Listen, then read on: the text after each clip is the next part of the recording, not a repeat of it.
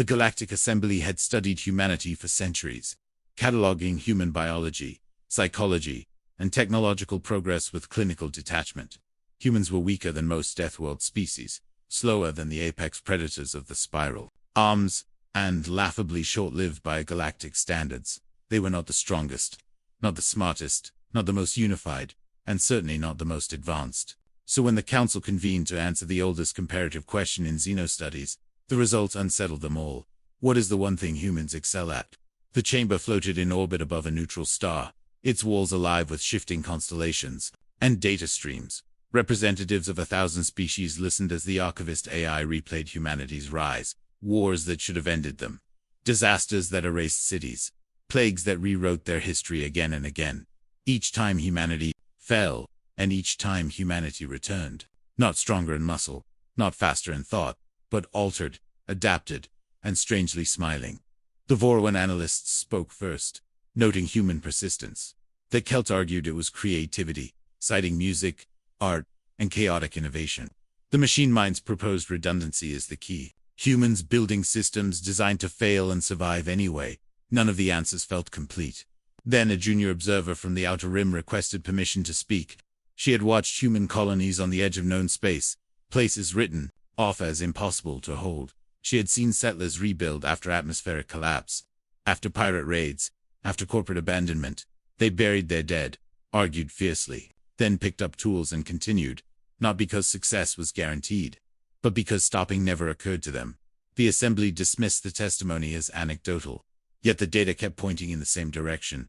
Humanity did not dominate environments, they endured them. They did not eliminate problems. They lived inside them until solutions emerged. The archivist flagged a recurring pattern across 10,000 years of records. Humans excelled at continuing when logic suggested they should not. Silence followed, not agreement, but discomfort. Because endurance alone should not have allowed a species like humanity to stand among giants. And yet, there they were, still arriving, still asking questions, still refusing to vanish. The Council ordered deeper analysis, unaware that the answer was about to stop being theoretical. The test came without warning, as most galaxy-shaping events did. A rupture appeared beyond mapped space, a slow expanding absence that consumed energy, matter, and probability itself. Civilizations fled. Fleets burned themselves out, retreating. An entire species went dark in weeks. The phenomenon did not attack, it simply erased, and no known technology could halt it. Human space lay directly in its projected path. The Council prepared evacuation advisories, already calculating acceptable losses. But the humans responded differently. They did not ask how to escape, they asked how long they had. Human scientists worked beside alien researchers, scribbling equations on walls, arguing, laughing, sleeping under desks. When models failed, they adjusted assumptions instead of abandoning the work. When prototypes collapsed, they rebuilt them with scraps and stubborn optimism. They named the rupture the Quiet, as if giving it a name made it less absolute. Alien observers noted something strange spraying through joint research stations.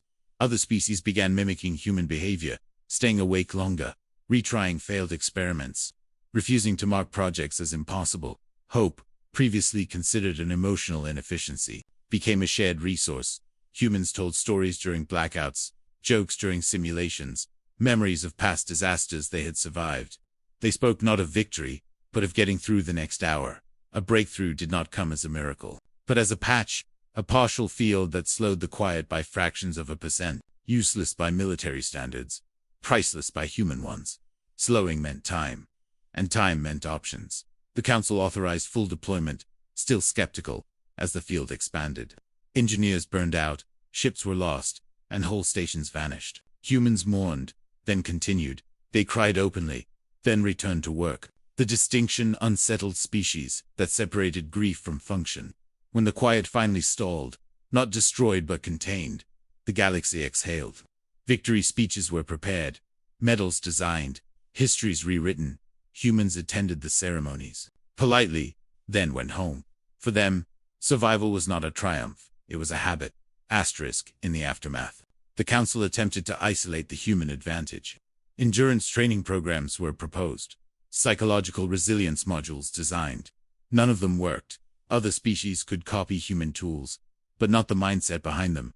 Reese discovered that humans did not endure because they expected reward. They endured because the alternative felt unacceptable.